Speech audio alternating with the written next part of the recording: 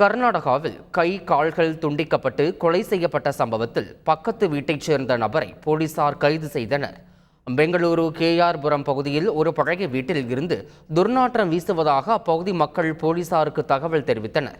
இதனைத் தொடர்ந்து அங்கு வந்த போலீசார் சோதனை நடத்திய போது ஒரு வீட்டின் முன்பு வைக்கப்பட்டிருந்த ட்ரம்மில் இருந்து துர்நாற்றம் வீசுவதை கண்டறிந்தனர்.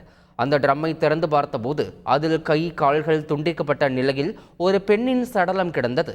விசாரணையில் 70 வயதான சுசீலாமா என்பது தெரிய வந்தது. இந்த சம்பவம் தொடர்பாக போலீசார் வழக்குப்பதிவு செய்து விசாரணை நடத்தியதில் மூதாட்டியின் பக்கத்து வீட்டில் வசிக்கும் தினேஷ் என்ற நபர் இந்த கொலை சம்பவத்தை அரங்கேற்றியது தெரிய வந்தது. கடன் தொல்லையால் தவித்து வந்த தினேஷ் அந்த கடனை அடைப்பதற்காக மூதாட்டி அணிந்திருந்த நகைக்கு ஆசைப்பட்டு கொலை செய்ததாக போலீசார் தரப்பில் தெரிவிக்கப்பட்டுள்ளது. செய்திகளை உடனுக்குடன் தெரிந்து கொள்ள உடனே சப்ஸ்கிரைப் பண்ணுங்க.